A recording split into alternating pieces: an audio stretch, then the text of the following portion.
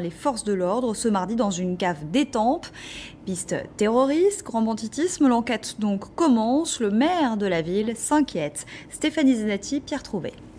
Dès 9 h ce mardi matin, les gendarmes de la section de recherche de Paris étaient sur le pont. Dans une cave de cet immeuble ici à Étampes, ils ont découvert une importante cache d'armes. À l'intérieur, un arsenal de guerre, des pains de plastique, des détonateurs, 4 kalachnikovs et une vingtaine de kilos d'explosifs, tous en état de fonctionner. La brigade de déminage a même été appelée en renfort. Alors pour le maire de la commune, il est urgent d'agir et pour ça, Franck Marlin a décidé d'interpeller directement le ministre de l'Intérieur. J'attends le ministre de l'Intérieur qui me paraît concerné et qui me paraît sur la même longueur d'onde que des élus comme nous de terrain, faire en sorte qu'il y ait une cause nationale décidée par lui, de mener comme priorité nationale et bien mettre fin à des trafics, à des réseaux qui envahissent nos quartiers. Voilà, je pense qu'il faut décréter une cause nationale pour faire en sorte de mettre à mal les réseaux de vente d'armes. Selon une source proche de l'enquête, pas question pour autant de parler de terrorisme, plutôt de grand banditisme avec des armes utilisées régulièrement dans des braquages de transport de fonds ou des attaques de banques.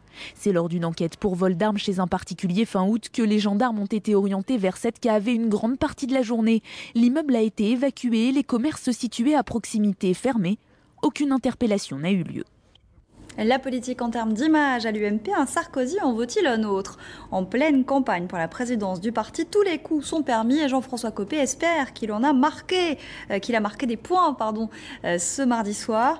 Le candidat participait à un café politique à Neuilly, en terre sarkozyste, et à l'initiative de Jean Sarkozy. Faut-il y voir un soutien implicite de lui, de son père? Ça peut y ressembler. Julien Arnaud, Éric Ligaud.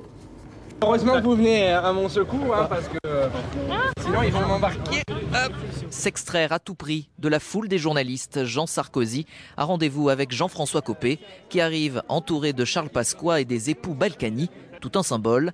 Dès le début, Jean Sarkozy salue l'action de Jean-François Copé pendant la présidentielle.